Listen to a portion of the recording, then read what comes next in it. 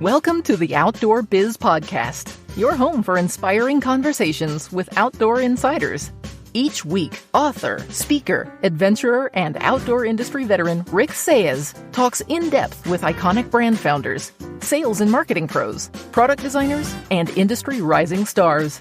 Listen in when Rick's guests offer actionable advice to land your ideal industry gig and grow your outdoor career. Catch us again when the conversation shifts to the hottest outdoor products, destinations, and the latest industry insights. And now, here's Rick. Welcome to episode 327 of the Outdoor Biz Podcast.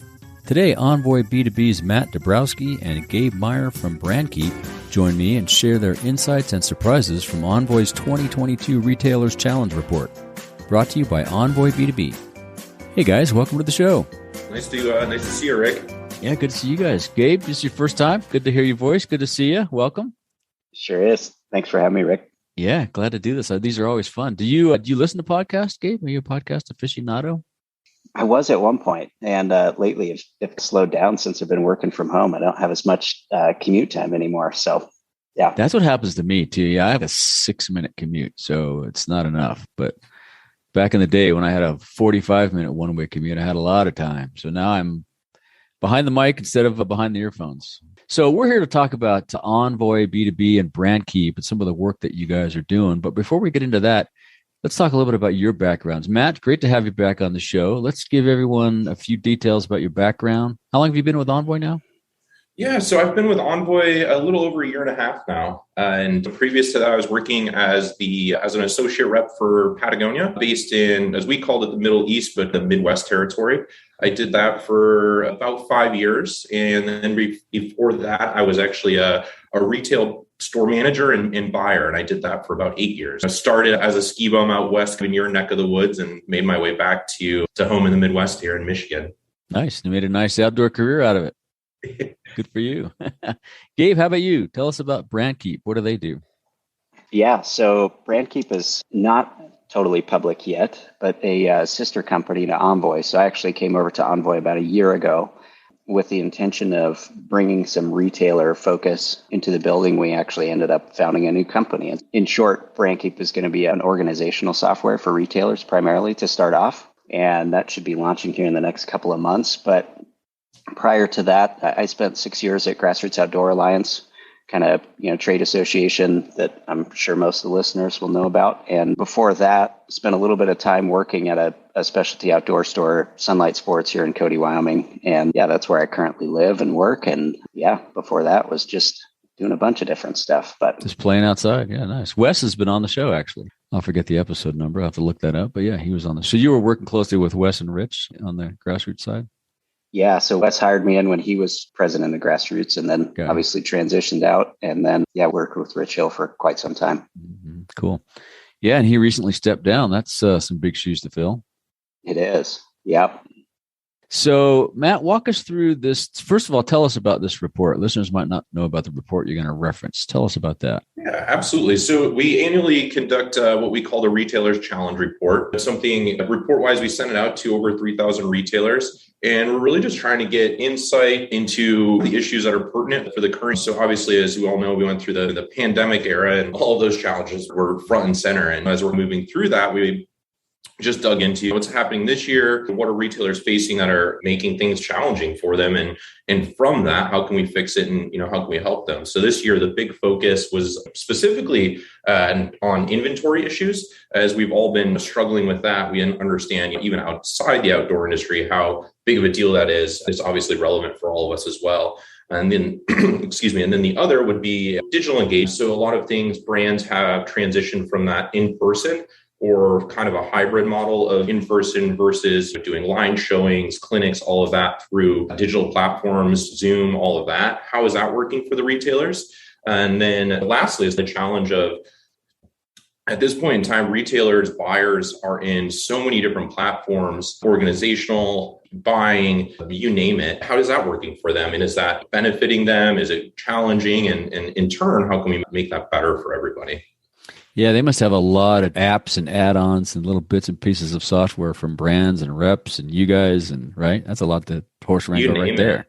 Yeah. And I think even the younger generation that's been using digital platforms for years, I think the abundance of them is tenfold in what we saw 2 to 3 years ago. So it's a major learning curve.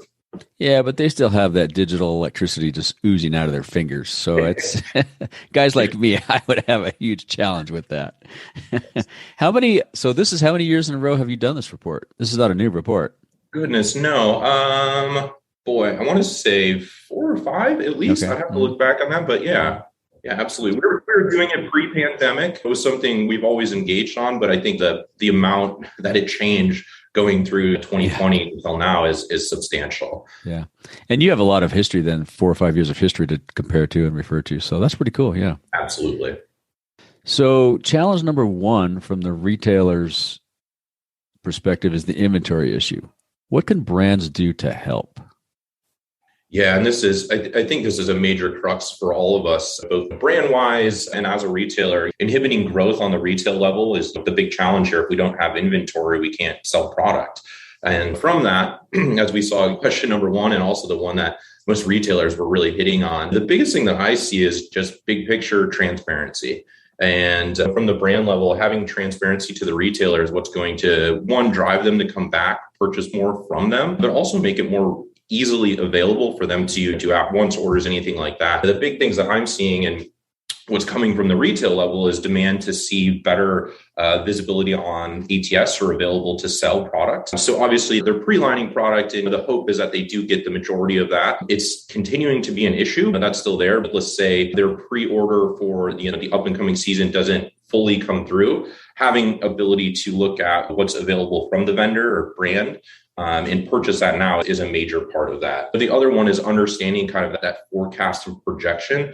So as the rep is, working through with the buyer and saying, hey, what we're understanding and seeing is this product, because of which manufacturer or where it's coming through the supply chain, we could have a little bit more limited ability to have this product. Having that up front and center is a major part for retailers to be able to focus on that. And again, having that transparency, I think, is just so substantial. The other one is just having the tools available. As we acknowledge, and I acknowledge in my job, surprisingly, not all brands are on a platform or a business wholesale platform. So some are still doing this, shipping out Excel or basic things like that, or there's still brands out there you have to call like a dealer service representative to place an order. It's a very big challenge for the retailer who's so incredibly busy. They want to go on the website, see what's there, be able to order it, get a ship date, get a confirmation, and having those tools is a major one, which is shifting who the retailer might do business with. How do you guys involve the reps in this reports and explaining to the rep how they can provide value? And they're probably going to want to learn how to use it as well, right?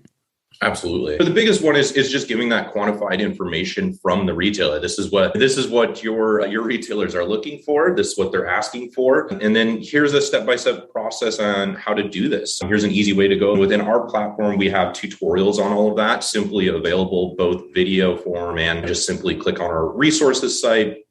Go through all of that and it'll say, hey, this is how you show available to sell. This is how we have the ability for a sales manager or rep to do weekly reporting on that, emails out to your group of customers. And so that's things like that are the big ones that make it much easier for the reps to do their job. And I think being a rep in the past, having the ability to just simply click a button and say, hey, all my 100 accounts just received what's here for the week. That's pretty painless on my end and not a lot of workload. And in turn, it's going to generate a lot of return sales, which is yeah. So you work closely with reps and the buyers simultaneously. Absolutely. And I think for us, the big hand with reps is going to be in that training, because we still have a lot of reps that are unsure of or not confident in a digital platform, and thankfully it's a lot easier than most, I think, assume.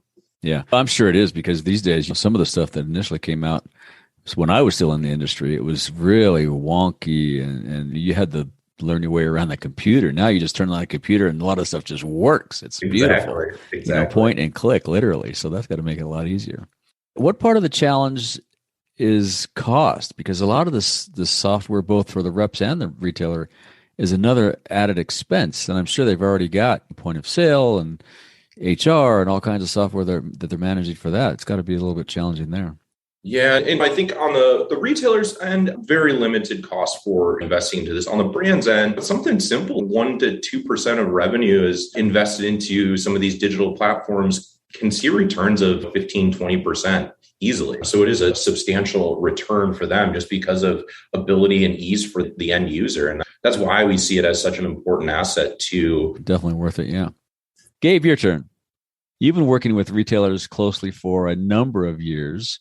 What was interesting to you when you saw the report, just for you? Yeah, I think, I don't know if maybe this qualifies as interesting, but to me, it just solidified a lot of the things that I would have expected to see based on some of the questions. Like a lot of the results really didn't surprise me. I think one of the challenge number 2 stood out to me in particular as a thing that was interesting. What percentage of brands have used video conferencing successfully conduct line showing with you? And 30% of the retailers indicated that they had successfully seen one on video line showings. And to me, it's been an entry point into broaching a larger subject, which is, I think, over the last 5-10 years, we've seen just a huge adoption of kind of digital practices in the outdoor space. And oftentimes, it's a little bit of a push and pull. If I were to suspect why, there's some obvious things in here, like I can't touch the product and get a feel for fabrics, like those kind of things are, I think, I would be surprised if we ever figured out a way to do those digitally in a successful way. But there's some comments in here like the colors are not the same, picking up small details on fabrics, that kind of stuff that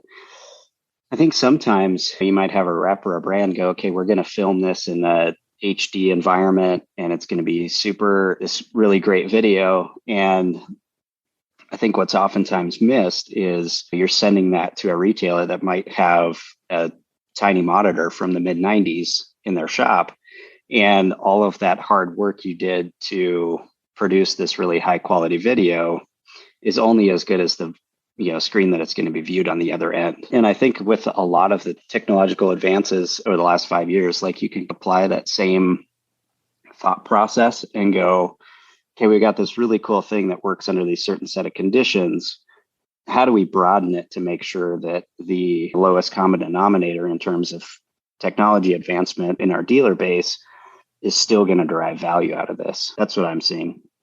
Yeah, the software and the equipment, you're right. That's a huge challenge because it's just a wide range. Have you guys explored doing a web-based environment? That's a whole lot of expense on your end, but if they could just log into a website, either Envoy or BrandKeep, or maybe the rep, you share it with the rep or the brand, and it's all there, then maybe since it's web-based, some of those software challenges are mitigated. Yeah, I think, Matt, correct me if I'm understanding that wrong, but everything I think is web-based, but it is currently, okay. Yeah. I think it's just making sure that the retailers can actually view it in the quality that you want. And I guess an example that I have in my past from seeing this is a lot of retailers have adopted a digital workbook process of taking notes on PDFs with iPads. Mm-hmm. And the North Face, I don't know, it was probably 2018, 2019 when that started to really pick up. North Face sponsored a bunch of iPads for a large group of their dealer base and made them available so that those retailers could then have the hardware side to accomplish some of the software side. So it's all pretty current now. That makes sense. Yeah, I was going to say it would have to be. I don't think there could be anybody doing business these days with Windows wasn't even a Windows machine from the early 2000s, or not even late night, whenever it was, 1978. Right. That can't happen anymore. So you said there seems to be some fatigue when it comes to the number of systems retailers use. What are your thoughts on that? Yeah, I think this dovetails out of that first question. Definitely. Yeah, really, as we move into challenge 3, there's a lot of good stuff. Challenge 3 is platform proliferation has resulted in a fragmented and complex varying online experience for retail, asking retailers like how do they organize all the assets that they're getting from brands? And we're seeing a lot of retailers book them in web browsers, still living on email, a spreadsheet with links to each brand's B2B portal. And I think this problem has existed probably for a while. Since day one, yeah. But it's definitely become more pertinent in the last 5 years as more and more I think the B2B systems have just become a lot more accessible from the brand standpoint. And you see a lot more brands being convinced of the value that lies within using a B2B system. And therefore, when a retailer might have had 20 of their 200 brands that had a B2B system that they had to log in and dealt with a handful of different systems, maybe 70 or 80% of their brands now have a B2B system, and they have all these different systems that they need to learn. And that's also trickling all the way down through how they get access to information and line sheets or product data. Yeah, it's definitely becoming more and more fragmented. And that's really the entry point for BrandKeep. That's something a problem that we're trying to solve. I think we're not going to get to, I think if you asked a retailer what they would probably love is a singular B2B that they could just log into that's retailer based, that they could go place all of their orders and have it shipped off to all the brands. And that's a super complex scenario and requires a lot of, I think, the industry coming together to try to solve that. That requires brands and retailers to both look towards a common solution. So we're not going after that, but the organization of things like order sheets and order confirmations and B2B links and passwords and all that kind of stuff is really what BrandKeep's going to be trying to solve for the retailer. What's happening on the brand side and the rep side? Is there any movement? Anybody talking about blending all that together? What are things moving in that direction or no?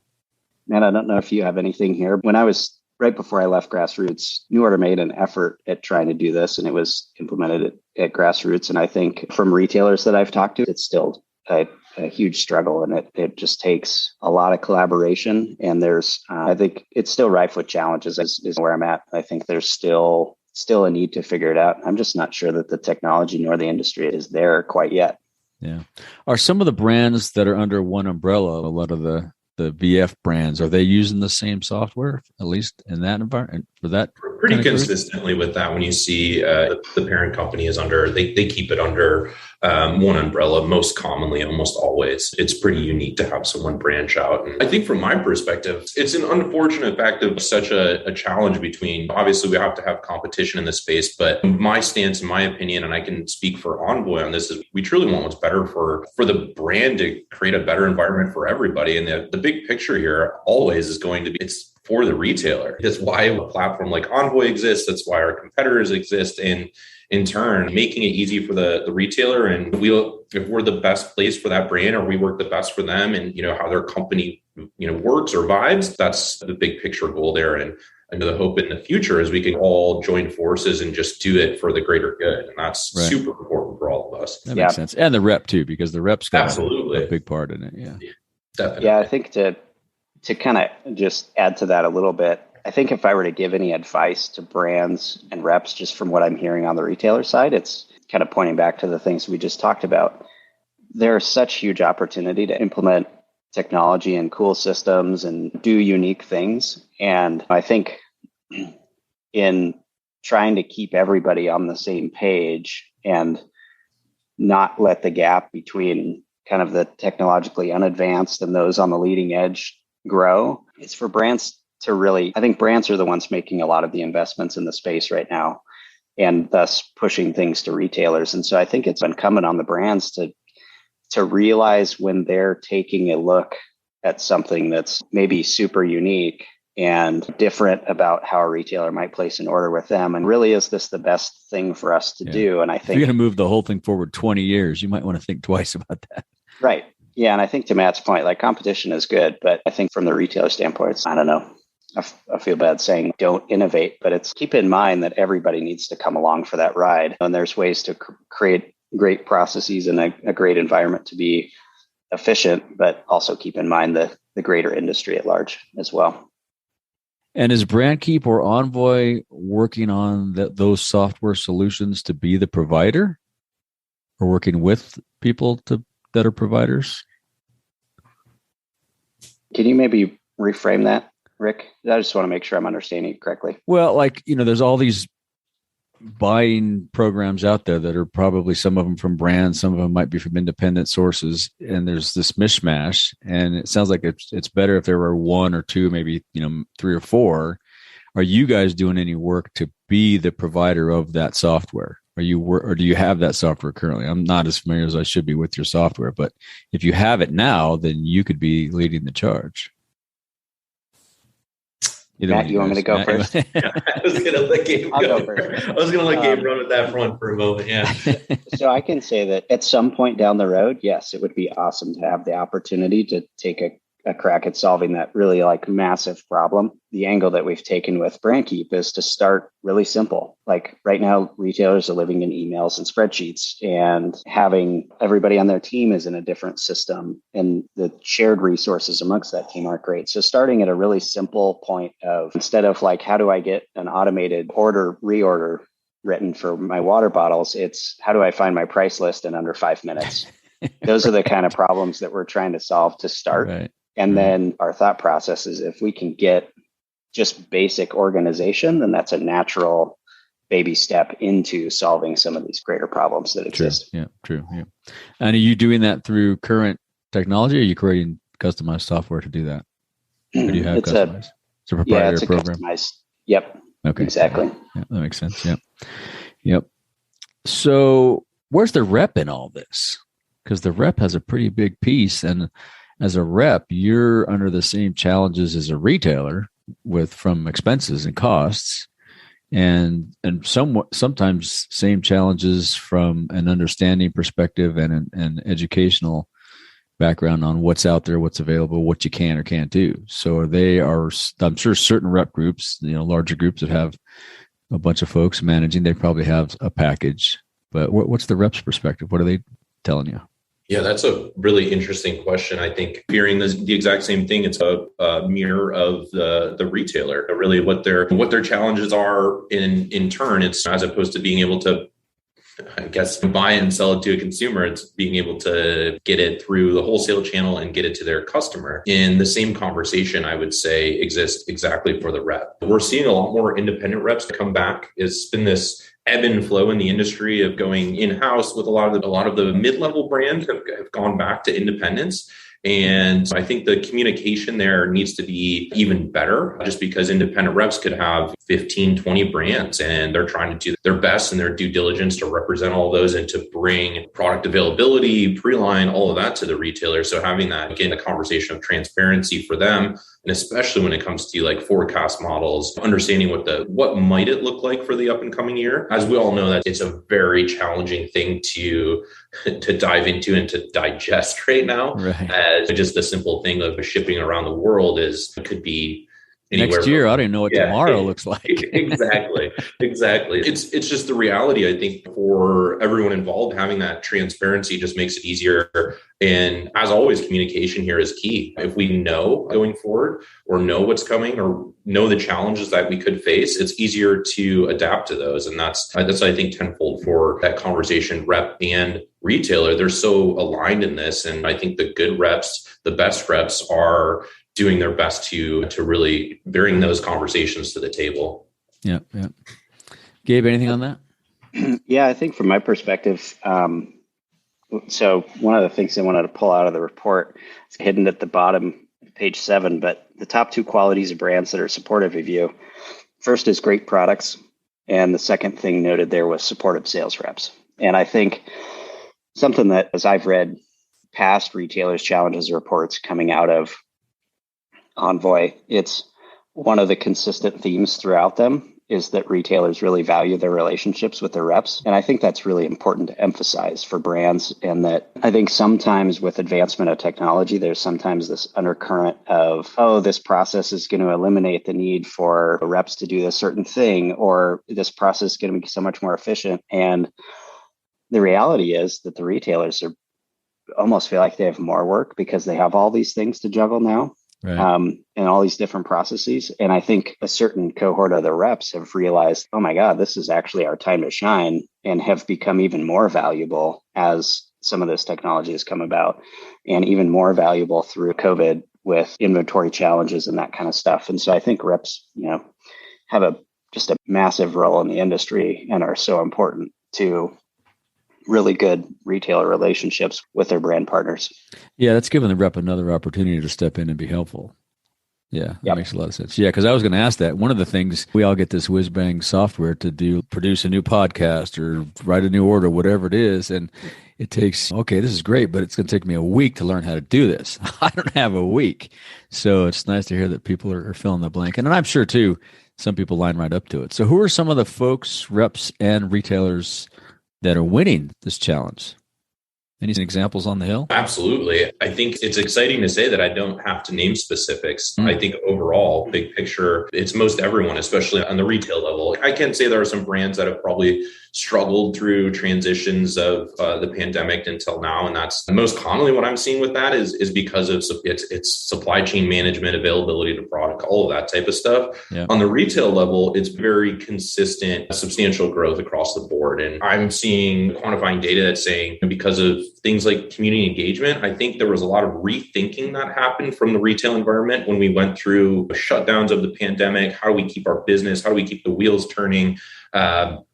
People adapted quickly. And I know coming from my background, there were a handful that shut down early on in the pandemic. Maybe people were at the nearing retirement and it was an opportunity to do that. But the ones that really kind of sunk their heels in and adapted, they've seen substantial amounts of growth. And I think, again, participation is up. Participation is up substantially. I think, as we all acknowledge, team sports are very challenging at this point in time. Even like a beer league softball team, but that might not be as common and as easy to do just because more individual sports are major. And also the cost of a lot of the outdoor industry is pretty accommodating. I think if we're all trying to go ski Vail or something like that, it's a different story. But to go to Bishop, California and go for a hike, or even where I'm at in Michigan, you can do that for pennies on the dollar and have a wonderful time. So I think it's attainable for everybody in inner city to rural communities. And that's what's equaling the participation. Yep, I agree.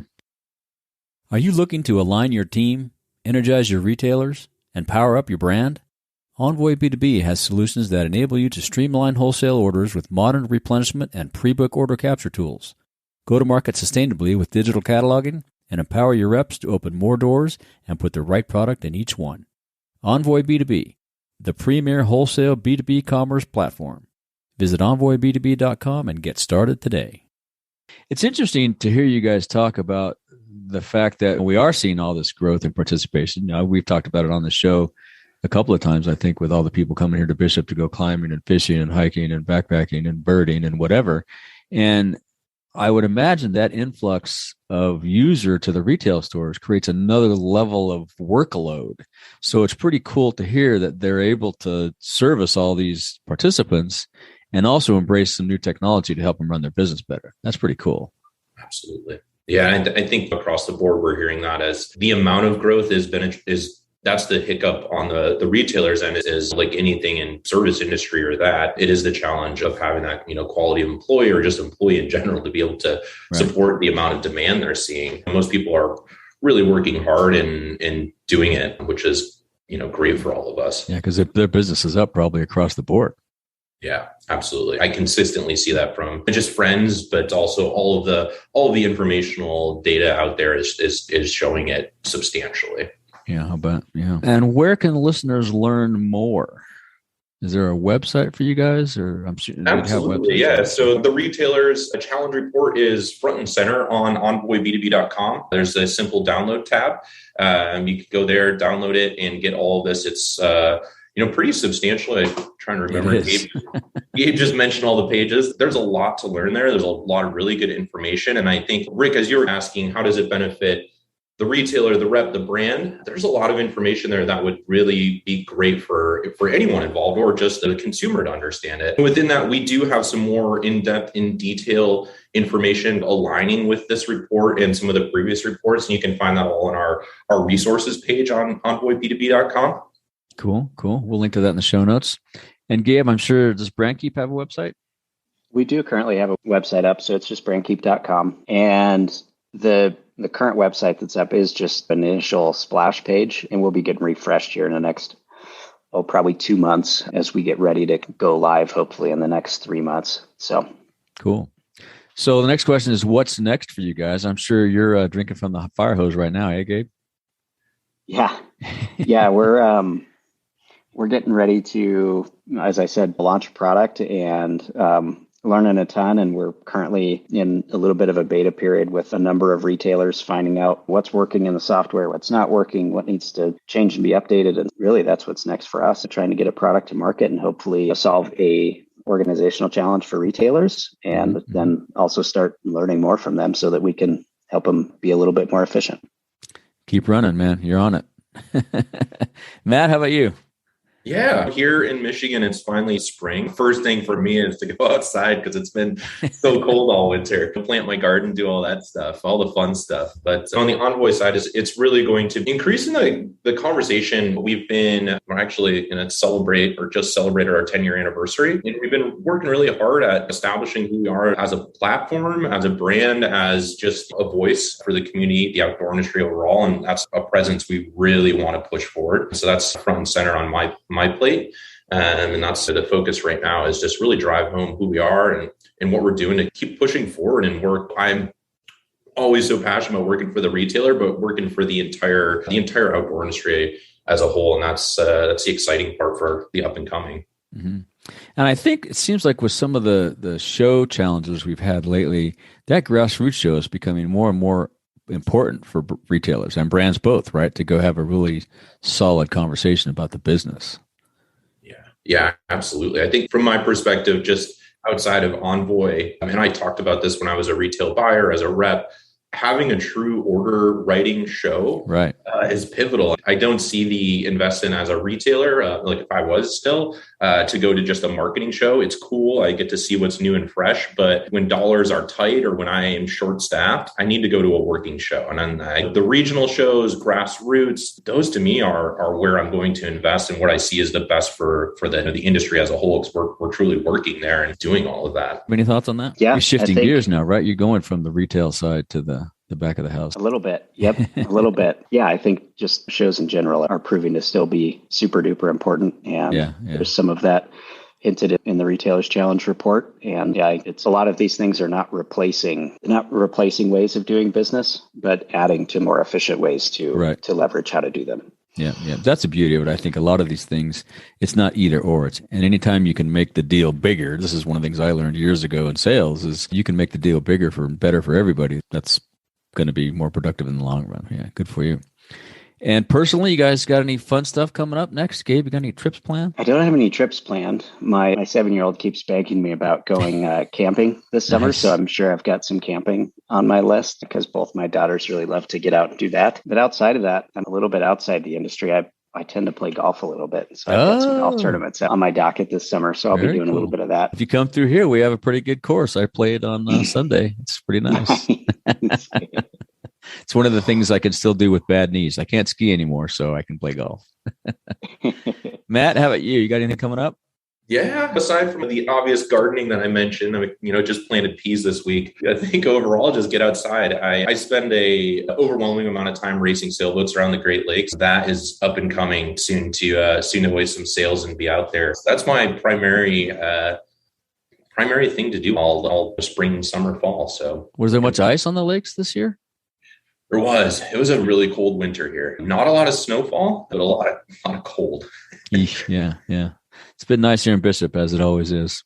And if people want to follow up with you guys, what's the best way? Gabe, how's the best for folks to reach out? Probably just email. Okay.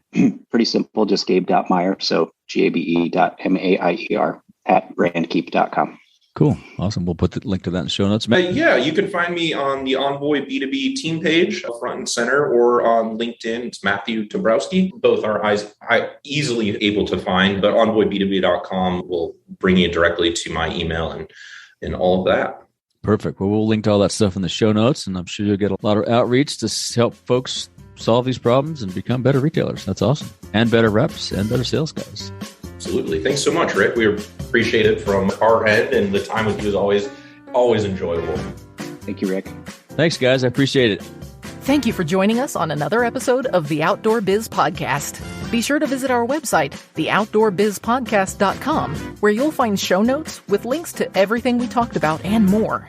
Subscribe to the show on Apple Podcasts, Spotify, or wherever you get your podcasts so you'll never miss an episode.